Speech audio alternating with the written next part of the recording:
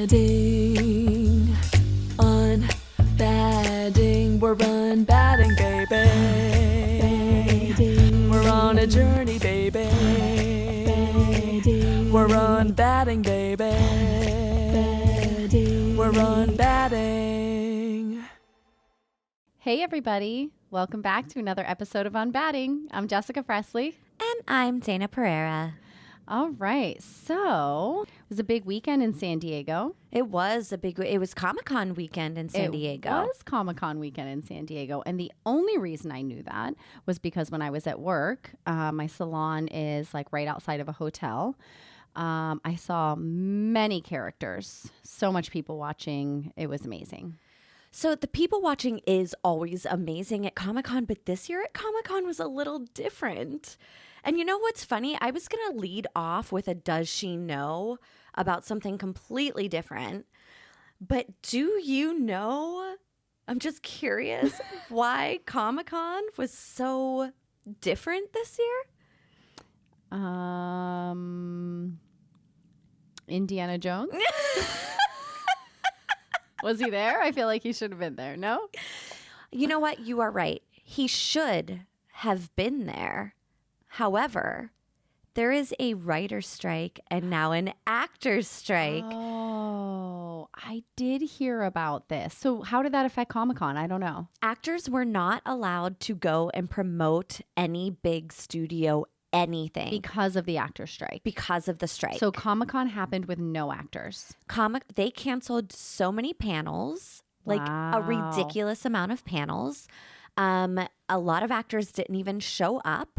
And the ones that did show up were not allowed to promote any movies that they were in, like any new movies that were coming up. They were allowed to go as themselves only, but not to promote a big studio film. They can't do podcasts to promote anything. Anything that has to do with promotion is a no-go for the strike. And so this is like peer pressure, right? Like if you want to support our industry, then you cannot do these things. But the thing that I love about this acting strike is that they do support, because there's so many people, like what they want to do with AI is fucking insane. Okay. I don't know what this is about. I'm a little clueless. They want to write into contracts that they can take background actors and use them in any future film that they want, which means that background actors no longer have work in the future. Oh, yeah, that's not cool. No. That's not cool, especially these people have devoted their life. And I feel like a lot of background actors, like they make a living on that. It's not like they're just like sitting around waiting to strike it rich. Like this is their entire livelihood. Well, you would be shocked. There are shows like Orange is the New Black. Do you remember that show? Yeah, I loved that show. Some of those actors worked paycheck to paycheck. Really? And it was like the main actors? Some of the big actors on that show make pennies in residuals. Now, Netflix has that show where a gazillion people have streamed it now. Netflix has made a shit ton of money off that show. Sure. The actors are making pennies on that show. Mm-hmm. And that is pretty much what the strike is about. These big companies that are greedy, that are like really fucking trying to just make a shit ton of money off of other people's creativity and not wanting to compensate them fairly. I say pay them. I say pay them too. Well, they're going to have to. So one of two things is going to happen. And this is what happens with every strike, right? It's either they're going to cave and they're going to pay. They're going to meet the needs of the union, or they're going to wait until everybody's starving and has to become waiters and waitresses. Yeah. And I mean, I'm sure that they've all done that in the past and will probably fall back on that if the money doesn't come through. And the sad thing is, if everybody else falls out and they're like, I can't afford to keep like waiting out this, there's going to be somebody that smells blood and is like, I want to be an actor. I'll do it. I don't care. What do they call those? Scabs, I guess. And there's going to be probably scabs that might not have the same talent level as some of the people that are already in there, or Right. you know what, maybe they're just waiting to blossom. I don't know. Who knows how this is going to play out? I don't want to put people down when they're following their dreams. Yeah, and I mean, you can't like hate a person for seizing the opportunity. I mean, if it's at somebody else's expense, it's a little shitty. yeah, it's a little shady at somebody else's expense. I do agree with that. And I feel like it's kind of a cutthroat industry.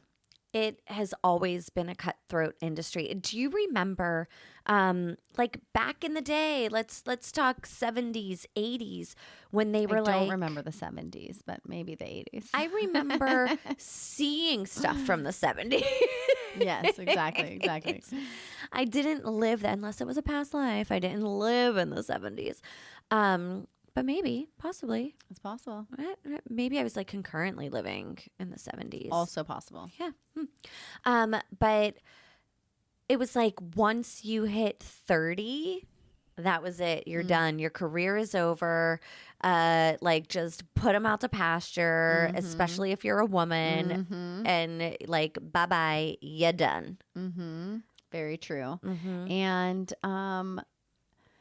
gosh, I just don't feel like you could have like led me into this any better, because today our episode is all about aging and unbadding the process of aging, or maybe like the psychological part of aging. I feel like is where we need to unbad. Well, there's a lot of things that we were told growing up. Like, you know, how many times have you heard the phrase, I'm going to have to trade her in for a younger model?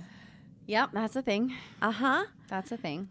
And I mean, to this day, there are still, you will see, you know, like 65-year-old men with 20-year-old women. Leonardo DiCaprio, I'm talking to you. Does he date a young girl? He, I think, just recently started dating somebody over the age of 25, but he is notorious for being a 40-something-year-old man that only dates women under 25. Okay.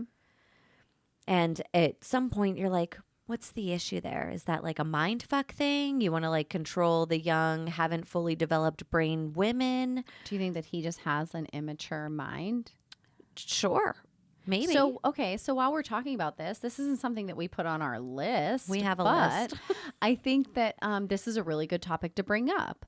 In the aging process, I feel like it is so much more, let's say, acceptable for an older man to be dating a younger woman. Yes. But, and I don't personally think it's unacceptable, but it's a little bit more risque whenever an older woman is dating a younger man. Well, when Demi Moore and Ashton Kutcher were dating, everybody lost their ever-loving fucking minds. Right.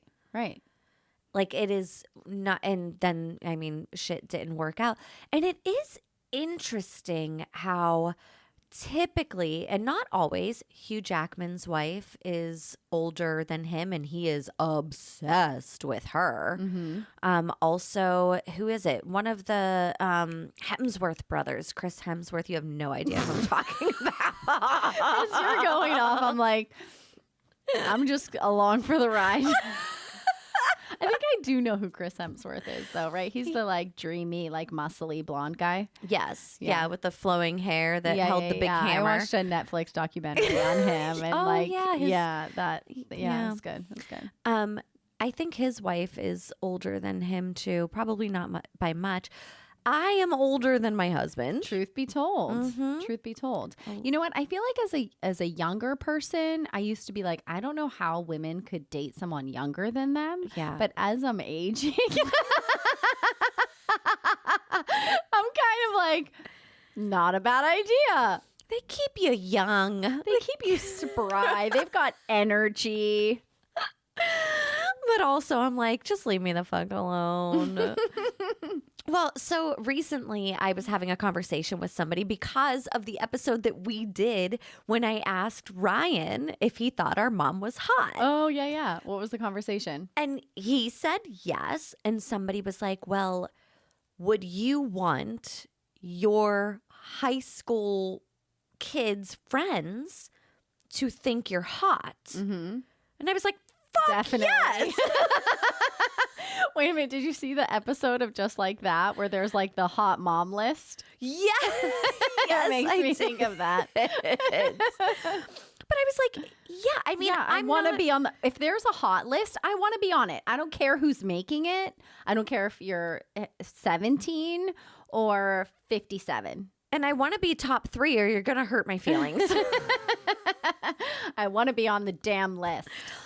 And so that my friend was like, oh, what? That's gross. Like, you're gonna like, what did he call it? Grooming children. And I'm like, you don't understand.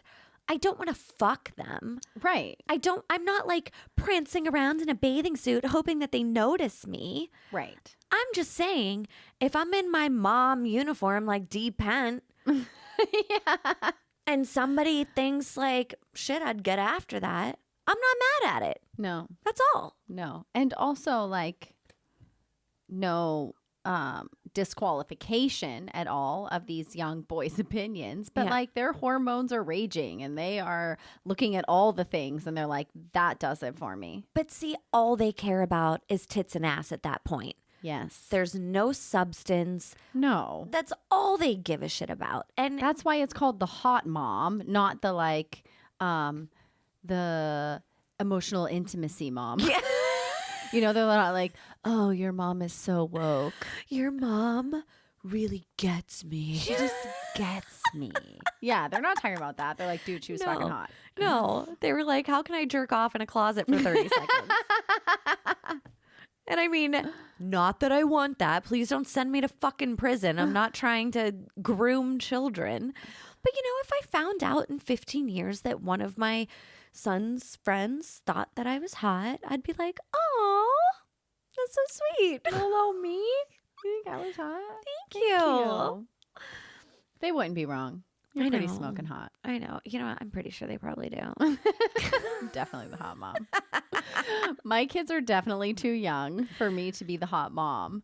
And I am like literally 8 days from my 40th birthday. So what a timely event to be having this conversation, because 40 is kind of one of those birthdays that's like you are looking time in the face. You are midlife. I'm midlife. Like that word in general kind of hurt me. Yeah. I was like, oh my God. But I mean, it's not wrong. It's I not am wrong. technically midlife. Yeah. And I mean, how are you feeling going into 40? Is there an array of motions? No, not at all. I fucking love it. Great. I love it. I feel like better than I ever have, as far as like from a position of like what I value in life, what I believe to be my truth, who I am as a person. I feel like so much of my 20s and 30s were about like living for other people and trying to do what's right, that I never really got to know who I was. Yeah. And now that I'm at this place where I really am learning and knowing and discovering who I am, I'm like, fuck my 20s and 30s. Yeah, I was younger. Yeah, my tits were perkier. I was a little hotter. But you know what? I'm so much more secure with the woman that I am. And that feels so much better than any like youthfulness could bring me. It's a trade-off. It's like in your 20s. When I was in my 20s, I had no fear. I just fucking did stuff. You really were fearless. I just did it. And I was like, the thought of dying never even crossed my mind. I was like, stranger at a bar. Hi. Yeah. You want to give me a ride? I don't have the money to take a taxi. Never once did I think about being murdered. I should have died 100 times. You should have. And I was kind of like, oh my God, Dayna, that's not safe. Don't do that. I had no fear. You didn't. I was 19 years old and I was like, move across the country to a place where I know nobody? No problem. Sure. Why not? Yeah. And now I'm 41 and I'm like, oh, no, that doesn't sound safe. I walk a hill. I call it the booty hill. And Because it makes your butt look nice? yes, it's a straight up hill, and by the end of it, you're like, this ass is gonna hurt tomorrow. Yeah. I'm going to feel this in the booty. So to get to the booty hill, though, I have to like walk down the main road in my neighborhood, and then I have to like cut off into an area where it is very likely that you could be murdered. Like nobody can see you there. It's like a gravel path. You're sharing your location with people. And I would have never thought of it before. And now every time I walk the booty hill, I'm like calling my husband saying, I'm walking the booty hill. I'll call you in 20 minutes. If you don't hear from me, come looking. You know where I am. I'm lying in a ditch on the side of the booty hill. But I would have never thought of that in my 20s. Like just the brain capacity, the aging of your brain. Again, frontal lobe. Yes. It never would have crossed my mind. And whenever it comes to the brain capacity, it's interesting because on one hand, I feel like I am so much smarter, at least when it comes to common sense for the most part. And on the other hand, I walk into a room and go, what the fuck was I doing like 40 times a day? What did I come here for? Well, I'm glad to hear that you do that also, because I sometimes feel like maybe I just smoke too much weed and that's why I can't remember anything. But if you and I are both forgetting everything, then I can kind of like stop putting myself in that position and just say it's part of the aging process. I don't smoke weed, so it's the cognitive decline, which is also terrifying. Yeah, that's true. Because I'm like, oh my God, am I going to have Alzheimer's? No, we're not going to think like that. That's not going to happen. You need to eat more walnuts and more blueberries. Yes. You know, brain foods. Okay. Important. Yeah. Muy importante.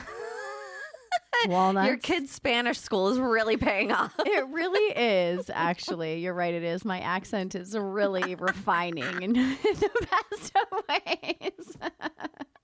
But see, learning another language, that's a way to keep your brain sharp. Ooh. Do you personally think of things to keep your brain sharp? Never think about it. I do all the time. I'm like, I should do more crossword puzzles immediately. I mean, I like a good word search. Yeah. Not so much into the crossword, but I don't really think about like, oh, this is a brain exercise. I don't think about it. Oh. And I have fear of that. I do. I have a big fear of it. So I'm constantly wondering, like, what can I do to, like, keep my brain sharp all the time? I'm like, I need to start reading more books instead of listening to audio. I need to, do Wordle I was every going to day. say, do you play? You just read my mind. I was like, I bet she fucking plays Wordle. I do. You and Dave both. I love me some Wordle. Yeah. I don't do those things. And not because I don't care about my brain, but because I just don't think about it. Yeah. Dave and I were actually just having this conversation the other day. He was like, like my husband hasn't smoked weed in many, many, many, many months. I would much rather smoke weed than drink wine any day. It's just my cup of tea. And so I smoke far more frequently than he does. And he was expressing to me that when he was smoking, that it was something that like he was a little bit concerned about because he felt like he couldn't remember stuff. And I was like, I mean, I know I can't remember stuff, but like I don't stress about it. I'm like, it'll come to me, or it must not have been that important. Yeah, well, I mean, It's probably the weed that makes me so relaxed about it. it's definitely the weed. I'm like, it's fine. But that is like a good thing also, that you're just like, I'm not really that worried about it. And I mean, marijuana has been known to help with stress and anxiety, with pain, with all of these things. I don't necessarily think that that is a bad thing. And it's very natural to have a cognitive decline as you age. It just is what it is. Yeah. Which makes you fucking wonder why we have 80-year-old dudes running the country. Ooh, that's such a good point. That is such a good point. They need to like lower the age. They need to like lower the maximum. Is there a maximum? I don't think there's a maximum. There's not a maximum. There's a Should be, minimum. I think yeah. the minimum's 35 if I remember correctly. But I feel like 35 to 50 55-ish, maybe might be. I feel like I could even go to like to 65. 60. Oh, 65. Okay. Yeah. I mean, I think of some 65-year-old men. I'm like, you're still pretty sharp. 65-year-old woman, you're still on it. Like, I know some 65-year-old women in my life that are like sharp as tacks. Yeah. They could run the country for sure. Yeah, I guess you have a little more hope than I do. I do. I think It's all that weed. I'm like, everybody is wonderful, man. But I mean, also the thing that comes up with aging a lot, and we're going to get into, all the things. I can no longer eat things without heartburn. I wake up in the middle of the night. If I eat something, vegetables even. I'm not even talking about a fucking greasy taco. If I down some oh my God, what did I eat? It was raw Like cauliflower or something. something. And zucchini. Zucchini. Raw zucchini. I did zoodles. Damn those zoodles. I was trying to help myself. Those fucking zoodles. I was trying to be healthy. I paid dearly for it all night long. Okay, so this brings up something that I think about that Dave and I kind of have like an ongoing funny, not funny in our house. Yeah. We have this thing ongoing about burpless cucumbers. Burpless? I'm sorry, what? Burpless cucumbers, right? So for a long time, Dave was talking about these burpless cucumbers. I'm like, he'd be like, are these burpless? And I'm like, yep. Gotcha, babe. They're burpless cucumbers. But apparently that's like a real thing. It's like a type of variety of cucumbers. I'm like, whoever ate a cucumber and got the agita? I don't know. Like, it doesn't seem like a very burpy food. I've never heard of a burpless cucumber. I feel like he might be like messing with me. I feel like I have to do a good Google search on this. We're Google searching the shit out of this. Let and us if it know. comes up, I am putting it on our social media. For sure. Let us know. Do you know anything about a burpless cucumber? Do you grow them? Are they real? Do they actually make you not burp? And do non-burpless cucumbers make you burp? Because they don't make me burp. Does it have anything to do with the skin? Because I peel my cucumbers before I cut them up and throw them in a salad usually, just because I'm lazy and I don't want to wash them. Mm-hmm. Yeah, I do that too, but I think they look better when you skip a beat, and so you just have just little bits of green around the outside. See, I don't care that much about how they look. Well, oddly enough, I do. I Yeah. try so much not to care about what I look like when it comes to the aging process, but I do care what my food looks like when I put it on the plate. I want it to be pretty. I want to eat pretty food. You want your shits to come out spiraled. I want to see a little bit of that green. I want to make sure I got the fiber. I'm all about that fibrous life because I can't shit in my old age.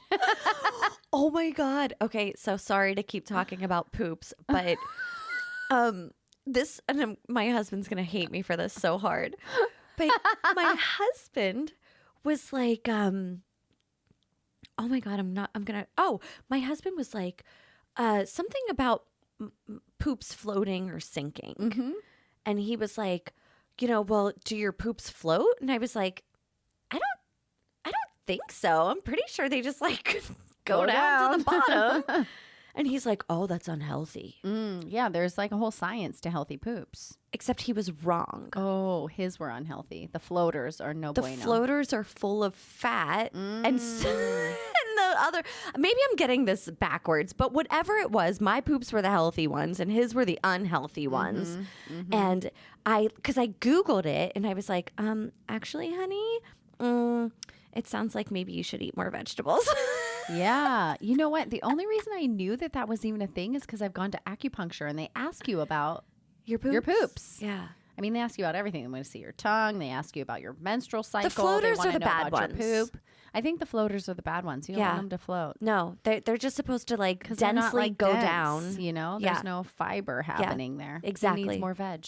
Yeah. And so I had to tell him, honey, this is saying that you need to eat more vegetables because you have too much fat in your diet if your shit's floating at the top. Oh, yeah, that's not good. Yeah. Not good. He's got an unhealthy situation there. Yeah. I think he has since taken care of that. But Oh, thank anyways. goodness. back to the aging inside what outside. other aging ailments does he have going on? You were talking about heartburn. That's something that I personally can't relate to, but my husband eats Tums like they are going out of style. So I know that that's something that he really struggles with. So this is something new for me, and we're going to tie this together with something else that we'll get into maybe a little bit later, maybe now, who knows. It goes into the perimenopause. So as I am aging, especially around period time, the week before my period, all of a sudden, heartburn is like top of the list. It happens all the time. I always know whenever I'm getting my period because You get heartburn. heartburn. Ugh. And that's how I used to know that I was pregnant. I was going to say, I'm like, that's so interesting because again, it's like that ties into the hormones.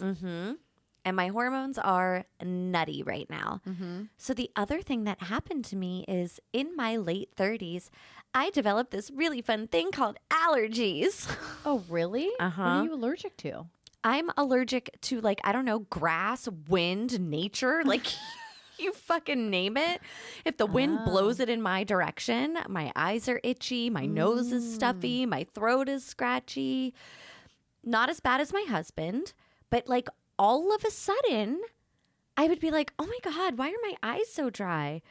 And it's fucking allergies. Damn, that sucks. Yeah. That super sucks. I hope you're not allergic to dogs. I'm not allergic to dogs. And even if I am, I'll blame it on the grass. And even if I am, I will suffer forever.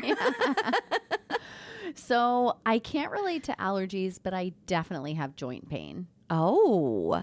Yes. How, where, why, when? The knees always, low back always, elbows. I got you on the low back. All of a sudden, I walk somewhere and I'm like, oh, that fucking hurts. See, mine's like if I'm sitting down, like I noticed it when my kids were small and like, not that I'm not on the floor with them now, but when they were really little, I was on the floor with them a lot and I would be down there and then I would get up and I'd be like, oh, like my low back would just ache so bad. And I can't say that I have so much of that happening now. I think that I'm doing a lot more yoga and so that helps. Yeah. Stretching, so great for all of that. But definitely like every once in a while, and maybe this ties in with perimenopause or something that I've been kind of digging into right now is PMDD. And that also has a lot to do with like joint pain and overall aging is just inflammation. Yes. As a whole. I am having this experience with aging where I'm just like real mad at why I'm a woman. Tell me about that. Whenever you're young, you have all of these hormones. Like I've not had great skin my entire life. I had acne as a teenager and then acne through my 20s. I still get pimples now, acne in my 30s. Then I had babies. I have melasma like fucking crazy all over my face. All of my doctors have told me it's not going away. You're just going to have to deal with it until you go through menopause. You can treat it. You can use bleach pads on your face. No thanks. You can use lasers on your face, but not the hot lasers because the hot lasers will make it worse. You can use whatever other cream that they have on your face, but it's never going to go away. And so now I'm constantly covering up. And I know I've talked about melasma before, but I'm constantly like using concealer and like I feel like it cakes my face and I just have like all of this makeup on trying to cover up this thing that is due to my hormones. And what's really fun is that it gets darker and lighter depending on what my cycle is doing. Interesting. Super interesting. And so post menopause, because the hormones have shifted and regulated and have found their quote unquote new normal, the melasma will decrease? I don't know if it will decrease or if when I treat it, it will hold longer. Okay. I'm not really sure. But here's the thing. I do it. I use the fucking bleach pads on my face. Oh, you do? use the cream that I Yep. can only use for 3 months because it gets into your bloodstream and fucking does whatever else. I don't know, you grow a tail or some shit. Like, I do all of the things. I've done the lasers. I've done everything. Yeah. I still have melasma on my face. Yeah. So that right there is the reason that my personal journey with aging is coming to this place of like, I feel like I don't want to fight it. Yeah. I want to be like a part of the tribe of people that like revere their elders and are like looking forward to their wrinkles because it means that they're more wise and lived more experience. And like, now I'm not good at it. I think that every week that we come here and record, I'm like, why can't I just do Botox? But I won't let myself do it because I feel like it's something that I'm working with internally and within my own psyche about like, why do I value this? Yeah. Why do I allow this to motivate me? And don't get me wrong, I haven't like stopped seeing lines. Right. I haven't stopped desiring treatment for it, but I feel like I'm at this place where I'm like, I want to not care about it, but I do. You are very disciplined in a lot of the things that you do. Like you make a decision, you're like, I'm going with it. For me, I'm not ready. Mm-hmm. I am not fucking ready to let go of the Botox. I'm not fucking ready to stop doing the lasers. I'm not fucking ready to, like, I do all of the things. And I'm sure that it has a lot to do with societal pressure. Totally. I mean, I have dreams still. I might be 41, but I have fucking dreams. I want to do things. I want to host things. I want to be a part of big projects, and I want to be out there. And I, as a 41-year-old woman, have to compete with, a 20-something Sure. who, when she smiles and then she unsmiles, her forehead no doesn't just like evidence. stay right there. There's no evidence of the previous facial expression. Exactly. Yeah. Yeah. And so it's really interesting how for women, aging is like considered this like dark cloud. It is considered a dark cloud. And I think that that's why I feel so motivated to like beat that. Yeah. Because I have women sit in my chair every day that I'm working. Every time that I'm working, there's women sitting in my chair. And whether that, and we talk about a lot of stuff. So for instance, on Saturday morning, I was just having this conversation. I have a dear friend who is also my esthetician, and we have a mutual client. Mm-hmm. And it just so happened that I was doing both of their hair at the same time. And so we were all together. We were having champagne. We were eating pastries. We were having a good old time. And this idea of aging came up. So my client was kind of talking about like her hair. Yeah. Right? Like, at my age, I think my client's like in her 60s. Yeah. At my age, I feel like my hair shouldn't be this length, or my hair should be shorter, or shouldn't look like this or that. Oh. Right. And so there's like these ideas around hair and age. And my response to that always as a stylist is wear your hair the way that you like it, and wear a style that suits your hair's type and texture. Yeah. I'm not going to tell you to grow hair down to your waist if your hair is see-through. You need to cut your hair. Right. But I don't care if you're 20 or if you're 80. I'm going to give you the same advice. If you have thick, beautiful, luscious, long hair, whether it be all naturally brown, blonde, or red, or completely silver, I'm going to give you the same advice. You have healthy hair, wear it the way that feels best to you. I don't think that you need to wear your hair a certain length based on your age.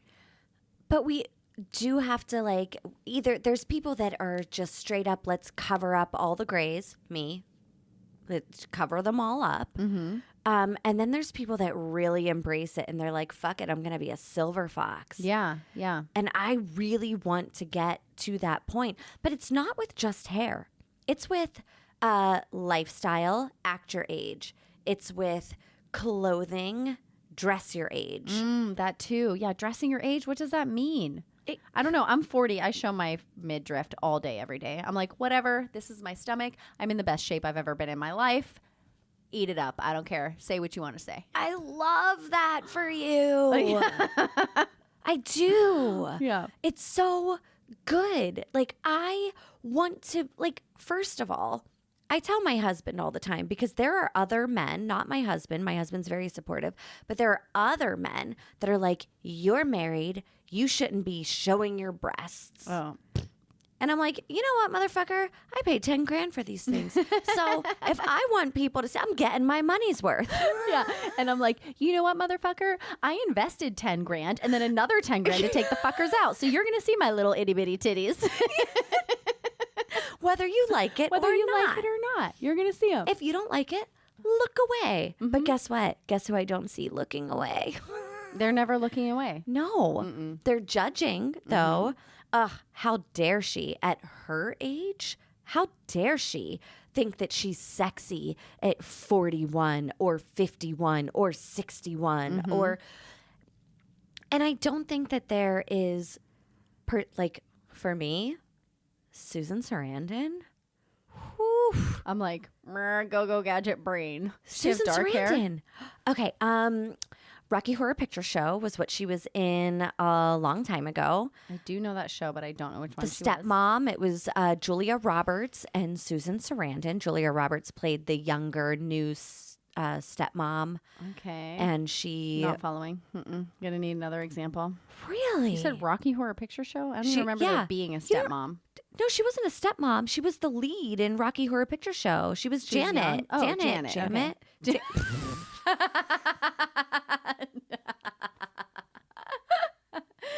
Damn it, Janet. That's what I meant to say. Okay. So good. Does she? I mean, I'm gonna need a Google. As an I mean, she's a woman in her 60s now, and she's smoking, but she's not smoking in the same way that you would look at a 20-year-old or a 25-year-old and say that they're smoking. But I look at her and I'm like, God damn it, she's gorgeous. She's beautiful. She's confident. She portrays herself as confident. I don't want to go into her brain and say that I know exactly what she's thinking. Right. But the image that she puts out there, I'm like, I fucking hope to be just like her. See, I'm more the Meryl Streep vibe. Oh, I love her. I love her. I'm like, if I could just aspire to be her in my beyond 40 years. Yeah. I'm like, the style, like she's beautiful. She's so beautiful, but I don't feel like she's beautiful in a sense that she's trying to be something she isn't. I don't think she's trying to freeze the hands of time. She's not trying to freeze the hands of time. But the thing is, if you ask somebody on the street, we're taking a microphone around, we're interviewing people, we're like, name the top 5 hottest actors over 50. They're like, Brad Pitt, George Clooney, Ben Affleck, Matt But Damon. nobody's mentioning a woman. Well, I said I said actors, but I Okay. meant men. Okay. And if you ask those same people, who are the top 5 women actors over 50, they would be like, I mean, I'm like J-Lo, Jen Aniston. I mean, there's a lot of beautiful women. there is a lot, but I feel like in our society, we are so prone to looking at men aging and calling them hot, silver fox, They age like a fine distinguished. wine. Oh, distinguished. That's a good one, right? They're very distinguished. Oh, that gray. If there's gray in your beard and gray in your hair, and don't get me wrong, I fucking love it. Same. Yeah. Same. But if a woman has gray in her beard, somebody has something to say. So true. You can never get away with gray in the beard. Never. So that's an interesting point that you bring up, though, because, all right, so whenever you had talked about actresses over 50, right? I'm thinking like, let's Helen say Mirren. J-Lo. I don't know who that is. I'm sorry. Oh God. Oh. I know. I'm the worst. I'm the worst. But let's say I'm going to say Jennifer Lopez because I think that she's beautiful. She's so beautiful.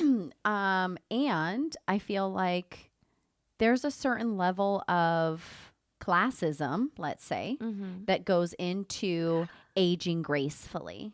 And so like when you think about like who are the beautiful women at whatever age, your standard for the average woman, Yes. it's like it's unattainable. It's impossible to think that you are able to achieve the same aging process and results of somebody who is like put in media as like this beautiful quote unquote older woman or quote unquote mature woman. Yes. I mean, how do you compete there?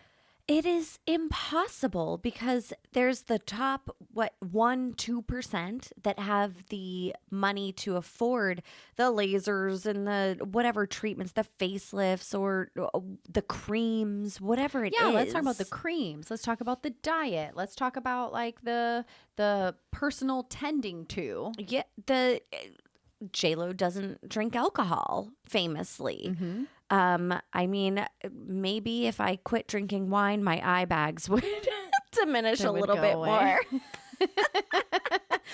But J-Lo also has a doctor on speed dial that will do the facials, that will do the creams, that will do the fucking lasers, that will do whatever it is so that she can continue to portray this image. Yep. And that makes women that, work 40 hours a week at a job that pays them $20 an hour feel like they are less than because they can't keep up with this social pressure that is so unobtainable because it's based on people that make $17 million a year. Right. And not to say also though that women who are wealthy don't feel the same pressure. Totally. They feel the same pressure too. They just have more opportunity to do extra special things about it. But the pressure is the same across the board, regardless what your financial status is. I agree with that. And I'm sure that my husband wants to like strangle me every time I go to a med spa. Nah. And he's like, what the fuck did you spend? You did yeah. And I'm like, oh, I paid somebody to numb my face and then jab 100 needles all over it. And that's why I look like I have prosciutto laying all over my and skin now right now. I can't move or go in the sun for, a fortnight. He's like, did I pay someone to abuse you? Please, I do basically pay people to abuse me. And the thing is, it's like, I like to think that it's working. And then I sometimes will look in the mirror and I'm like, well, it's like, I'm not easy on myself. I look in the mirror and I'm like, oh, those fucking wrinkles under your eyes. Those are the ones that really get me. Under the eyes. I hate them so much. I hate them. I hate that I like have these little jowl packets that are like starting to fall. Like I'm fighting gravity and losing so hard. Okay, so this is what I do for the jowls, okay? I've noticed that Mom said for a long time, women in our family just have jowls. I don't accept that. I don't accept it. But here's why I think women in our family have jowls. Smokers. No. I think because we all learn from each other. Like, what do we say? Like, oh, you guys have similar expressions, right? Like, oh, when you do this thing, it reminds me of your mom or reminds me of your sister. But I think that we all have like this resting frown, right? Like, I feel like I notice it for me. Like, sometimes I'm like, I do. Do you ever notice like where that you like kind of pull the edges of your mouth grumpy down? cat face? Yeah. And I'm like, I try to be more aware of that. And I'm like, whenever I feel myself, like if I'm braiding hair, I was braiding hair the last few days. If I'm braiding hair and I notice I'm just resting and I'm like, oh, I got to pull the corners of my mouth up. I need to not be so angry. But if I was more pleasant, that is the thing. It's like, oh, we have to be aware of that because we're afraid that these jowls are going to end up on our face. Right. Well, yes, that's true. And also, I feel like when I change my face, I feel different. Oh, and this also has to do with like practices that I do in meditation. Like when you smile, you feel better. And when I'm meditating, oftentimes my esthetician will tell me, even whenever I'm like in treatment, I'm furrowing my brow. And she's always like, well, Jess, you have a very expressive face. So I've gotten that before. Those things are going to happen. And she's like, give me all the Botox, give me all the things. And I'm like, no, Kate, I won't succumb to the pressure. And she's like, well, how about face taping? Can we do face taping? What is face taping? And do I want to do it? You do want to do it. And we will. And I'm also trying to I'm such a weirdo. I have to give myself permission to do these things because I feel so strongly about the psychological reasons behind why I want to do them. Yeah. Because I'm like, just own the fucking wrinkles, Jess. I think what it is, for me at least, is I am having a hard time because my brain still thinks I'm 28. Mm-hmm. And so when I look in the mirror and it's not reflecting that, I'm like, wait a minute, I'm young. And also, I mean, I don't want to say that I'm afraid of dying or aging. But at the same time, it kind of makes you think about time. Mm-hmm. How much is left of it, what you've done so far, what you have time left to do. Am I in the right physical appearance space to do the things that I want to do? Does my age match how I feel on the inside? Biological clocks. There's so much that go into it. Mm-hmm. And so I think that maybe that's where I get caught up. It's easy to get caught up. It really is. Do you ever have this internal dialogue about oh, I got to let that dream go because I'm just too old? I used to. Mm-hmm. And probably 3 or 4 years ago, I decided fuck that and it's never too late. Mm-hmm. I did stand up. Yeah. I did it once. But I did it. It was scary as fuck.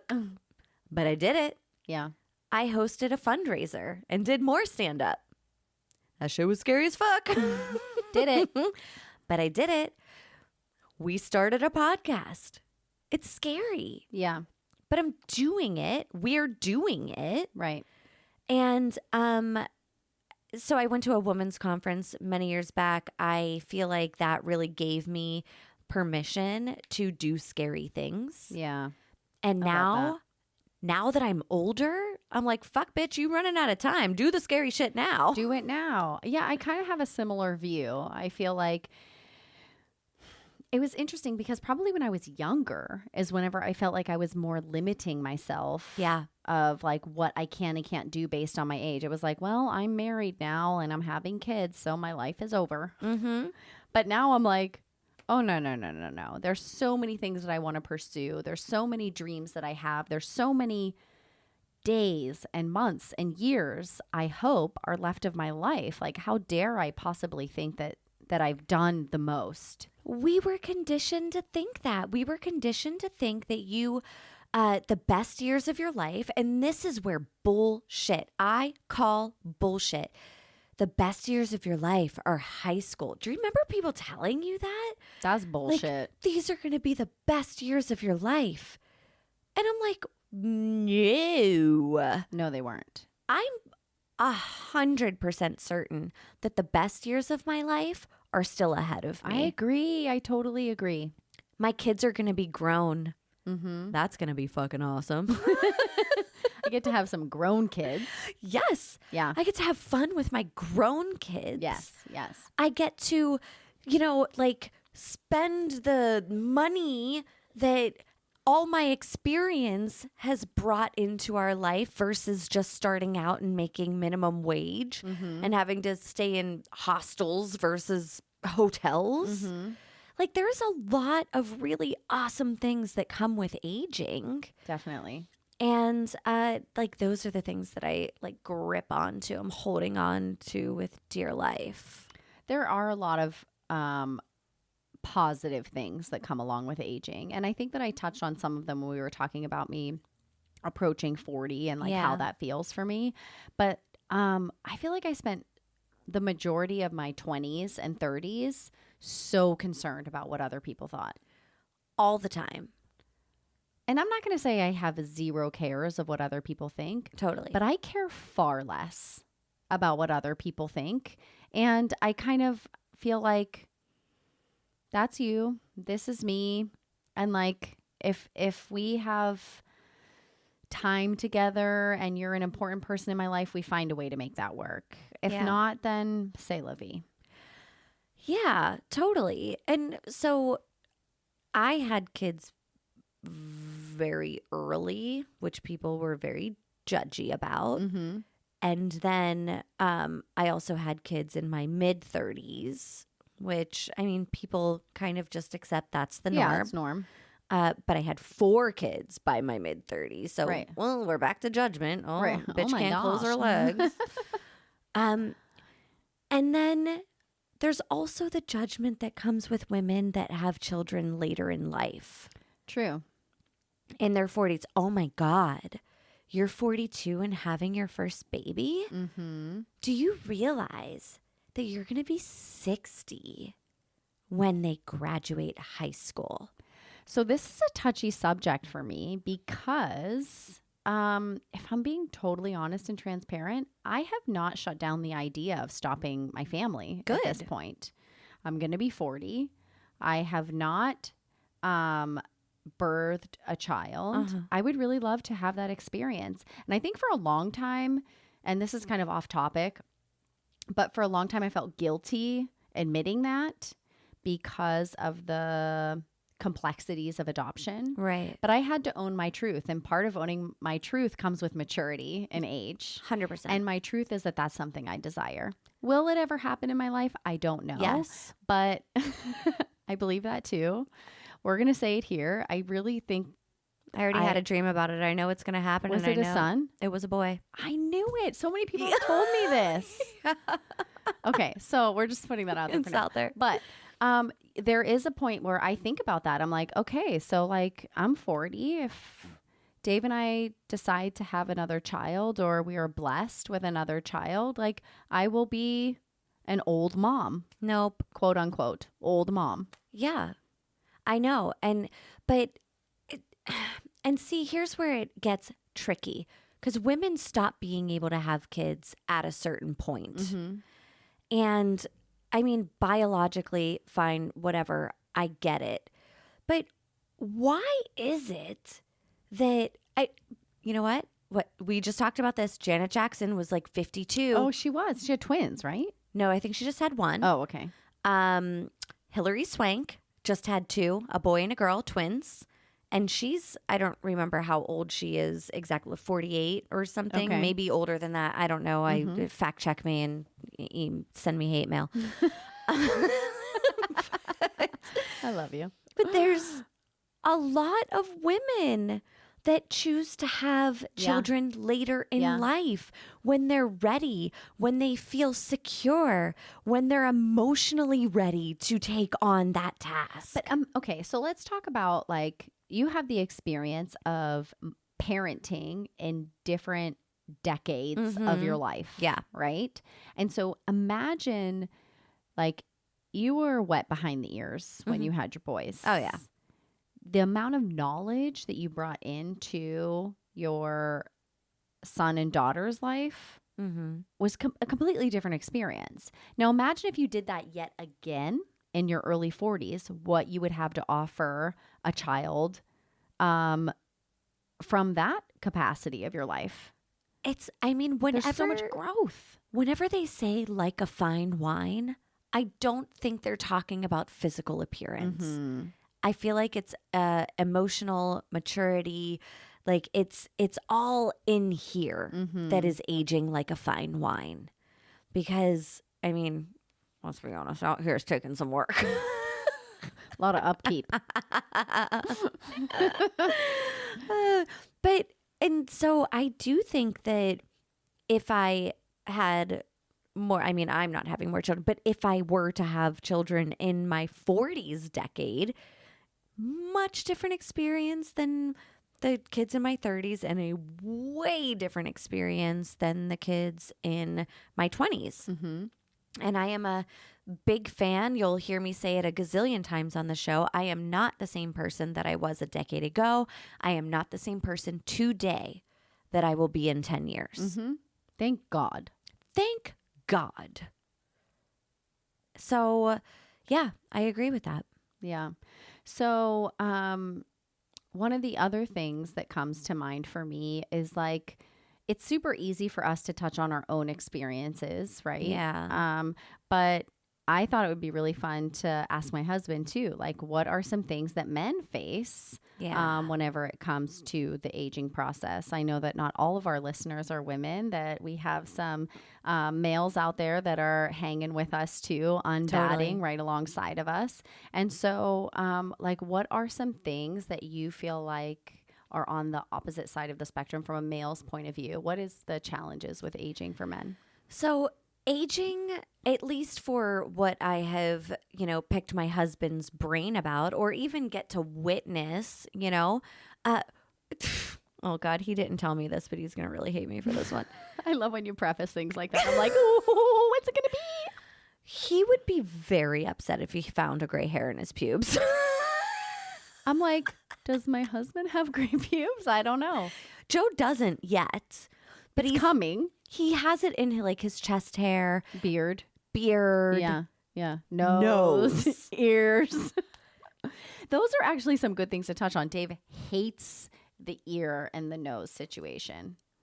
My husband has werewolf ears, so he grows hair on the outside of his ears, like where the barber has to like come in and shave his ears. I was going to say, from a hairdresser standpoint, totally normal. Yes. So many of my male clients are like, thank you for doing that for me. Please shave my ears. Yes, or like the long, like Albert Einstein eyebrows. That's a thing. We got to get rid of those. I'm helping you. It is a thing. And the thing is, like, we all look at that and we're like, oh God, what's that weird hair in there? In fact, my co-host on the Dirty Little Secrets Club, he was just telling me about how his wife has nose hairs and how they like come out and they're like, and they tickle his face. Those are some long ass nose hairs. He was being a dick. It's not true. Sure. Yeah, sure.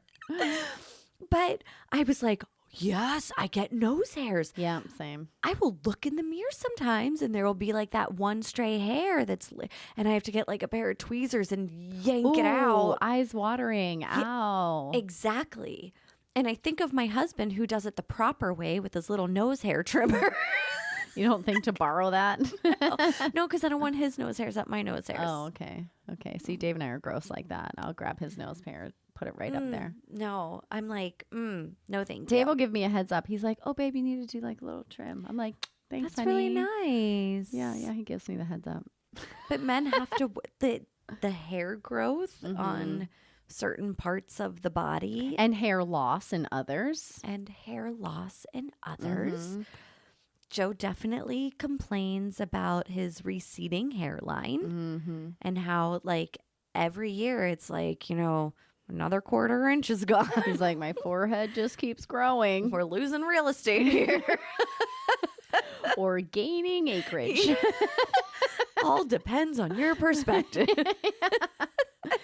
Yeah, well, I mean, I think that I think it's easy as women for us to sit here and be like, oh, our experience is so much harder. And in some ways it definitely is.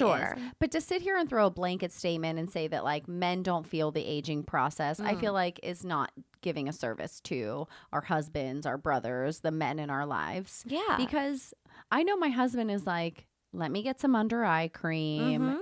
These bags are getting dark. what's going on with like the extra hair growth. For Dave, it's like, what were some of the things that he said? Because I had asked him about it. It was more, another thing for men is hormonal. Yes. Low testosterone. Mm-hmm. And I think that my husband for a while kept that really close because I think that that's kind of a pride thing for men too. And the more he started talking about it openly, it was like so many men that were like 10 years younger than him Across the board. are already on hormonal supplements or implants or shots or pills. Like they're all supplementing testosterone. Dax Shepard talks about it on his podcast. Oh, does he? He sure does. About, I mean, not all the time, but he has mentioned it in the past about what a difference the testosterone, whatever supplement he does, I'm not sure exactly what it is, but he was like, I felt like I was a fucking failure of a man. Yes. And then this came along and I was like, oh shit. And I think that's so important to talk about because my husband specifically was like going through like moodiness and depression and lack of motivation and wasn't working out and was gaining weight in his midsection. And it was like he was not himself. Yeah. And after some time and some like personal tests and things like that, he was able to realize that his testosterone was low, and supplementing that made a huge difference for him. I feel like they undergo hormonal changes very similarly. They do, for sure. And I mean, I'm even on board with like the male PMS thing because I swear there's once a month where I'm like, think you so. okay, bro? Yeah. I think so. And even like, I feel like sex changes for men as they get older too. You know And what? women. Let's go both on that. We will go both on that. I wish that sex would change for my husband. He is still like a fucking 18-year-old that, you know, just watched a porno. And I am not. I do know that that is different for a lot of men across the board. And you and I actually had a conversation about this not too long ago about how a lot of it has to do with like phase of life stuff as well as hormones. Sure. It's hormonal as well. But we are in this phase right now. If you're in between like 35 to 50 years old, that you're raising kids, you're working full time, you're taking kids to sports, you're doing all of these mundane home boring shit. And you're like, well, fuck. Can you bing, bang, boom, get it out of here? Sex isn't always like the forefront of your mind. I mean, yes. My husband wants it to be the forefront of my mind. And I am just waiting patiently for the day where his libido matches mine. Yeah, that's interesting to say though, because I do think that like in phases of life, our libidos really change. And it's like, at what point do they line up again? And when you're in a long-term relationship or you're in a relationship that has been through different phases of life, I feel like it's so much more apparent. Yeah, it is for sure. And I think a lot of it has to be self-awareness. Because, I mean, we've talked about like the movie Love before. They show you all of these things. They're saying everything's great, and then it's not so great. That's not what life is. And so being self-aware that, yeah, we go through hormonal changes. We age. Our sexual relationships with people are going to, you know, peak and valley throughout life. Definitely. And I know that you have a friend that valleyed for a little while and then peaked. I do. Yeah. A friend of mine, she's like in her mid 60s and like is having some of the best sex of her whole life. And I'm like, fucking kudos. Kudos to you. When I'm ready to have sex again, I hope it's the best sex of my life. I wonder though, so okay, off topic a little bit, but I wonder if that is why some of the men that are a little older try to get with women that are a little bit younger. To match libido? To match libido. Maybe. Maybe. I feel like I don't know yet because I haven't experienced it, but I've heard rumors or maybe have seen in movies about how like a woman's sex drive really changes in Yeah. like a more mature phase of their life. Yeah. And I don't know if that's postmenopausal. I don't know if that's before, during, or after. But I think that that's like when the older ladies are hooking up with the younger boys and the older men are hooking up with the younger ladies. Like they're ready to have a partner that can match their energy in that department. Yeah. But the risk that the older men take is that they end up having babies when they're 82, like Robert De Niro. Problematic. I mean, I guess it's only problematic if you look at it that way. But I guess like, I don't let's know. say on a baby's good, having a dad that's passing away when he's that's what I was gonna say. Yeah. Go ahead. Yeah, that's what I was gonna say. I'm just thinking like, let's say you're super healthy and you lived in 95, like your kid's 13 and you're out of here. And that is like a fundamental age for them. And they're like, and my dad died during one of the most transformational parts of my life. Yeah, I mean it's hard when a parent dies, no matter what age you are. Yes. And that would be super hard as a teenager or a Yeah. young person. It would. Mm-hmm. It would. And that's why I'm very happy that I cannot have babies anymore. Not only because I had my tubes tied, but in the future, because I'm not trying to be a fucking 76-year-old new mom. I might be. Definitely not 76 and hopefully before 50. Yeah, fingers crossed. 50 would be rough. Yeah. Yeah, that kid would just be a fucking loose cannon. I'd be like, live your life. Yeah. Godspeed. Good luck. Yeah. I'll be watching you from the other side. Yeah. I'll send you a blue feather. Exactly. Well, you know, guys, I think that's all the time that we have for today. We've really, really like run the gamut on the aging process We with sure this have. one. But I would love to know, like, what would you add to the list? Like, what has affected you aging wise that you would want to share with other people? Because, of course, we go down the list all the time. There's always more, and we always get different perspectives from you guys, and we love that. We do. Yeah, it's great to hear a little bit back. And also it helps me think, even for myself, like, yeah, I didn't realize it was affecting me in that way. So you guys always have awesome things to contribute, and I'm excited to see what you've got for us this week. Yes. So until next time. We're unbadding, baby.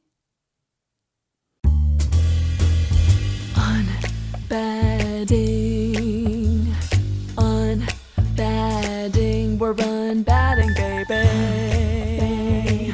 We're on a journey, baby. We're UnBadding, baby. We're UnBadding.